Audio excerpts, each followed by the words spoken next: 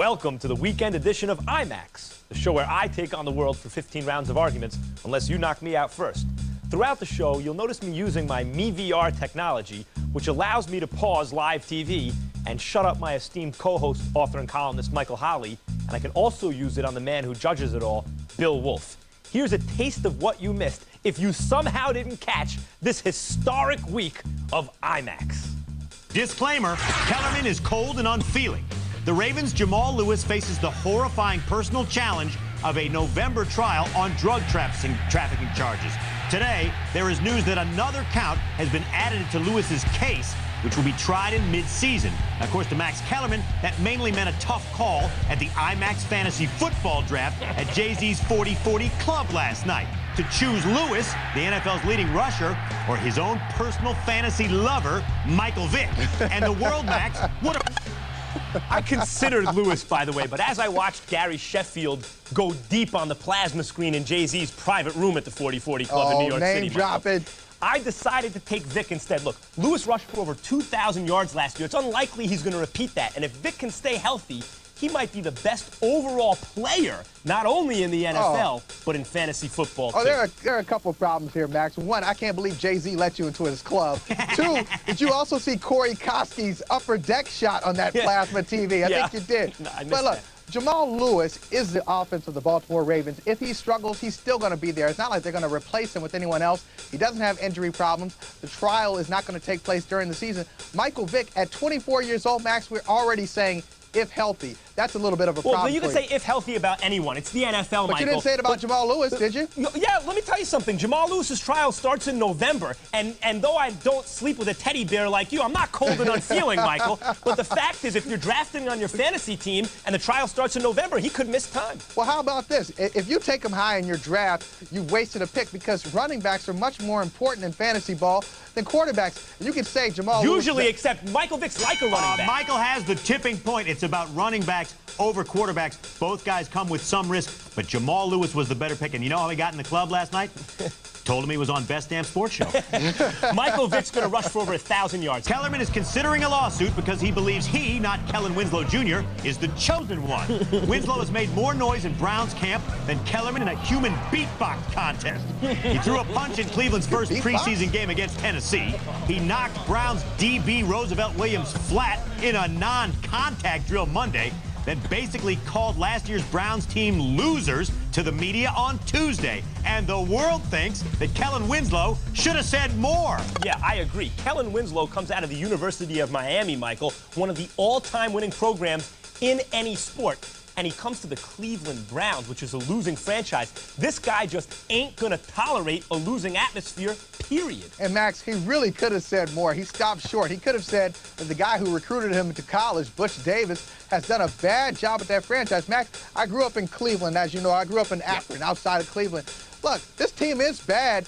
Butch Davis, his first draft picks, William Green, Gerard Warren, they already got character issues. He gave up too much to get Winslow in the first place. They're terrible. But what about the fact that Kellen Winslow didn't actually win anything in college? They lost that historically great game to Ohio State. Shouldn't he have to do something before?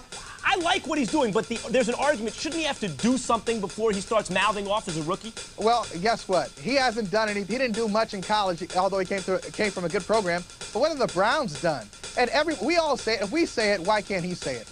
We all say that the Browns are a bad team. He should be able to say the same thing. Well, because he's a rookie and he has to deal with the veterans on that Michael team. gets that one, too, for pointing out that Butch Davis has had a really rough ride in Cleveland, and he's right. Kellen Winslow, say whatever you want, at least make the Browns interesting to watch, which they haven't been. If you think Max Kellerman is an idiot, and you probably do, consider that one of his storied brothers predicted in print that the Raiders are Super Bowl bound. Oh, dear. The prediction came before offensive line prodigy Robert Gallery, the team's top pick, hyperextended his elbow in practice Monday. The injury is not considered serious, but he will miss part of camp. Meanwhile, incumbent quarterback Rich Gannon told Fox Sports' Jay Glazer that he's ready to lead the team back to prominence, but the world doesn't give the Raiders a shot, Max. You hyperextend your mouth on this show every day, Wolf. You're okay. Look, Oakland got Ted Washington and Warren Sapp in the offseason to help make up a huge run-stopping defensive line, Michael. In Gallery, they added a guy many felt was the best in the draft overall to the O-line. They added Kerry Collins in case Rich Gannon doesn't return to his MVP QB form of 2 years ago. And the AFC West ain't that strong.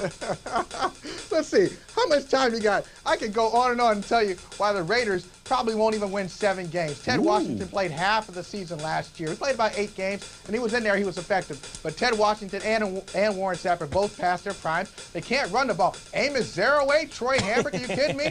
Rich Gannon is ancient, and my boy Rob Ryan is coordinating that defense. But that defense was worse than Kansas City last year, they improved in fundamentally sound ways in the trenches on the lines, and that's not as flashy. Even the Kerry Collins signing is one thing, but it's not as flashy as getting big-name skills positions players. They didn't do that, but they did it the right way. The O-line and the D-line got a lot better. They will be better in 3 or 4 years. They just got too much to fix right now, Max. And who's their Priest Holmes? Don't compare them to Kansas City. Michael's exactly right. The Raiders will be better, but they will not be back to prominence. They're not that much better. Good young receivers, though. And Max, I have a finger I'd like to hyperextend, but I won't. The numbers of Barry Bonds are like Kellerman's ego. Stunning every time you stop to look.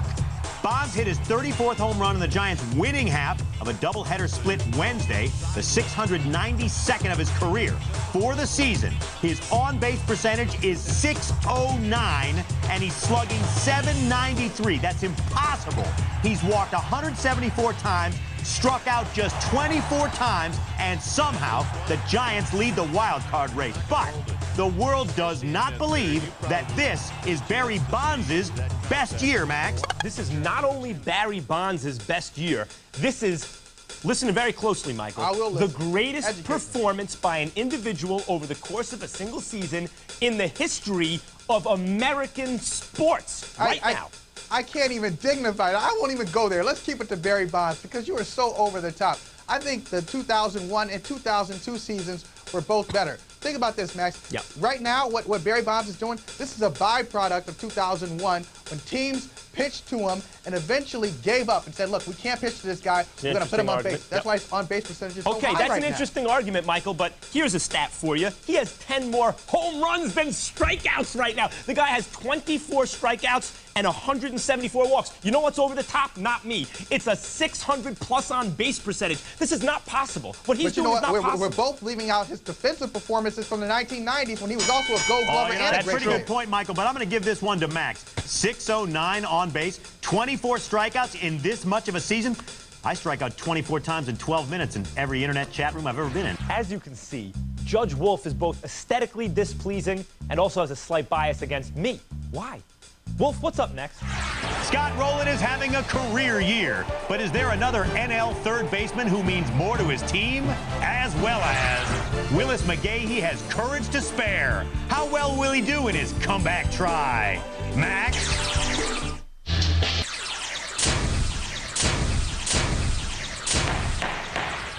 Welcome back to the weekend edition of IMAX. Here's a little game we played earlier this week called I Object. It's high courtroom drama when my co-host Michael Holly and I debate the biggest sports cases of the day. Take a look.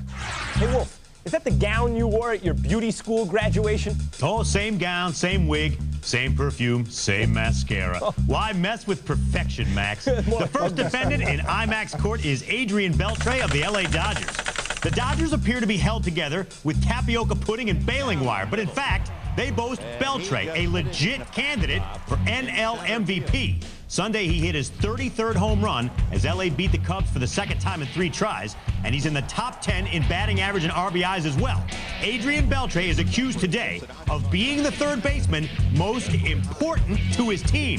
For the prosecution, it's Max Kellerman. Okay, I'll make the stupid old sports writers argument here because Roland and A-Rod are better, but most important to his team, those guys are on teams with a 100-game lead. Even without them, they'd still be in first place. But Beltre is carrying the Dodgers offense. He's more important. I object to that logic, Your Honor. And Max, you keep talking about this stupid sports writer argument. You should be very comfortable with that. Well, you make it very well. It makes me wonder if you are it's the stupid Kellerman argument. Max, Scott Rowland could be the best third baseman in all of baseball on his defense alone. Beltre is very good defensively. But Roland, you just said the other day, is otherworldly. Yeah. How about A-Rod? How about Hank Blaylock? But again, the question is not who's better. Those guys are better. But the Cardinals and Yankees have double-digit leads in their divisions. You think A-Rod or Roland are worth more than 10 wins already? I think so. You can't say the Cardinals The wouldn't have objection lead is without Roland. overruled. Kellerman, for a stupid young TV punk, you make a heck of a stupid old sports writer. Beltre is more important to his team. Not better than Roland, not better than A-Rod, but more important. And he's got those power numbers in. Yeah, that's great. Can we get to the next topic, please? The next defendants are the Cincinnati Bengals, you jerk. The one-time laughingstock of the league showed serious teeth last season, going 8-8 with veteran John Kitna under center. Kitna was given clipboard duty in the offseason in favor of young Carson Palmer. Running back Corey Dillon is now a New England Patriot, leaving rushing duties to Rudy Johnson and/or rookie Chris Perry. The Bengals accused today of having a good shot at a wild card berth. For the prosecution, it's Max Kellerman. Look, Marvin Lewis took them from, 2-14 2 years ago to a 500 record, 8-8. They just barely missed the playoffs last year. You know they're going to improve defensively. They have John Kitna on the bench, Michael. He was awesome last year. Yeah, they're going to make the playoffs. I object on principle. There's no way Carson Palmer should have been given the job in the offseason. True. You think that just when you think the culture of Cincinnati is going to change, Mike Brown steps in, or somebody in management stepped in and took the power away from Marvin Lewis. I'm sure he didn't want to put Carson Palmer in there. But Carson Palmer's had a year to learn the plays already, So Michael, what? and they got Kitna on the bench. If it doesn't work out, you bring in the veteran. They should have traded down for that #1 pick a couple years ago, picked up extra draft picks, and improved their defense. I think they're going to fall back. And The Baltimore's objection's better. overruled. The Bengals were 8-8 last year. They're going to be right around there. And in that division, which is kind of a crummy division, they have a pretty darn good shot of winning the division or getting the wild card. Max, you're up 6-0. It's a Doggone. Next topic. Doggone.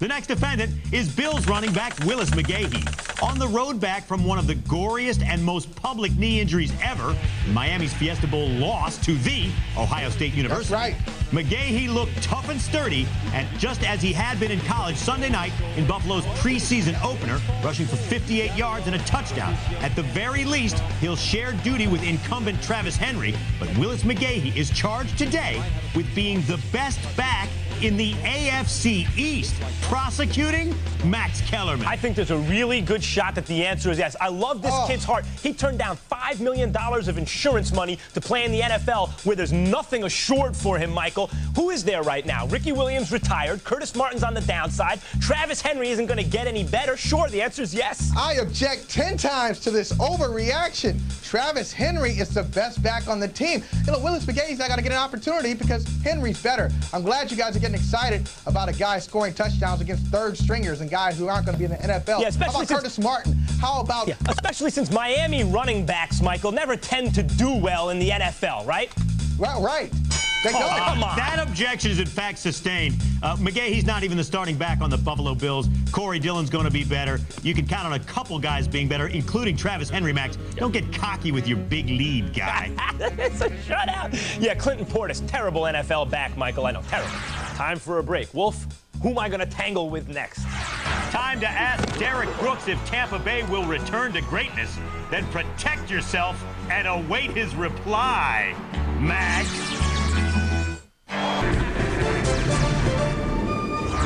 Time for me to play devil's advocate. Wolf, what kind of a girly man am I taking on today? Oh, watch it, big fella. You're down 4-3, and it's one of the best players in football time representing the world. Fresh off a 20-6 whipping of the Cincinnati Bengals, it's Tampa Bay Bucks Pro Bowl linebacker Derek Brooks, Max. Welcome to the show. Thank you. You guys come off a Super Bowl season 2 years ago. Then you go 7-9. Why am I supposed to believe you guys are going to get it back?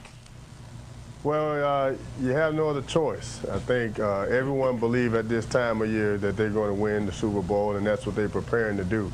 And we feel that we're just as good a team to do it. But the thing is, now, Max, is we've been to the mountaintop. We know how to fall down.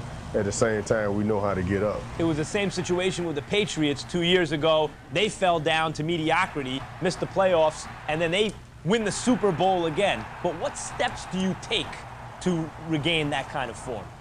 I think the first thing we do is become a team again, get to know each other, very special. Get that camaraderie back. When you say the team camaraderie, you mean that you guys weren't gelling in the locker room last year? I mean, obviously, our struggles and our problems were well documented. I mean, all the way from the general manager all the way down. But those things are now in the past. We're looking forward to the team that we have here and not letting those things be a distraction. Trust me, the things that the media read about, those weren't distractions. We wanted y'all to read about those things. The things that you didn't know about, those are things that cause problems. And well, those are the things I'm asking about, Derek. Those are the things I'm asking about. That's what I want to know, what you don't want me to know. Max, you know I'm not going to tell you. All I can say is this. Those things are now buried, and we're moving forward, looking forward to the team that we're going to put on the field for 2004. All right, I say Ray Lewis is the best defender in the NFL. Why am I wrong? Because you're talking to Derek Brooks. Who is the best defender in the NFL? No disrespect to Ray Lewis, but I feel my talent and what I do for our defense is second to none in this league. Yeah, and, you ask Ray the same question, he'll feel the same. But the thing about it is not about talking about it, it's about doing it. I had something that he won before he won it back. So hopefully I do my thing and get that defensive MVP back to where it belongs here in Tampa Bay. Your boy, Booger McFarland, told me that Roy Jones deserved to lose the first fight against Antonio Tarver, his guy. What do you think about that? I very much disagree. Tarver had him on the ropes, but Roy showed the heart of a champion. He came back and won the final 2 rounds and got the decision. But Derek, you said if you said you got what you deserve, he got knocked out in the rematch. Again, I was going to tell you, Roy came out the second time. Antonio caught him with a punch. It dropped him. Antonio won. I shook Tarver's hand and gave him all the respect. Now, you know, let's do it a rubber match. Let's do it a third time, and we'll see who wins. But in my opinion, Roy Jones is still the best boxer in the world today. That can't change my mind. You and Booger got money on the rubber match? We're not allowed to bet according to NFL rules. but I can't tell you this. There's a lot at stake. Derek Brooks, thanks for joining us today on IMAX. Thank you, man. Anytime. All right, Wolf, I told the man himself Ray Lewis was better than him. I win. There's a fine line between brave and stupid, Max. You're not even close to that line. You, sir, just stupid. Derek Brooks makes it 5-3 world. In your case, it's more like a broad brushstroke than a fine line, Wolf. It's break time once again. Up next, it's me against you, America. Wolf, talk to me. After drinking 36 beers, did a bear look at the grisliest female bear in the woods and give it a try? Max?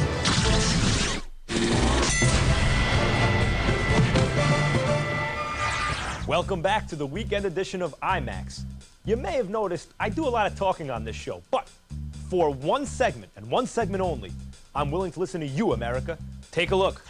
Ozzy in St. Louis writes, Albert Pujols hit his 37th homer and had 5 RBIs last night. When will idiots like you stop denying he's the MVP? He's not even the MVP on his own team. Jim Edmonds is, then Scott Rowland. And none of them can compare to Barry Bonds. Boo. Bruce in Philadelphia writes, I know for a fact the Eagles will win the Super Bowl this year. I'm so sure of it, I'll give my whole year's salary to charity if they don't. We are taking up a collection for Michael Holly's Invisaligns. Craig in Las Vegas writes, Jason Schmidt left the Giants win last night with a groin injury. Without him, the Giants can start making vacation plans for October. Way to go out on a limb. Next, I'll be hearing Barry Bonds is important to the Giants. Ooh, clever sarcasm. Don in Traverse City, Michigan writes, the Twins spanked the Bronx bankroll 8-2 last night. On behalf of underdogs everywhere, I wish the Yanks ill the rest of the way.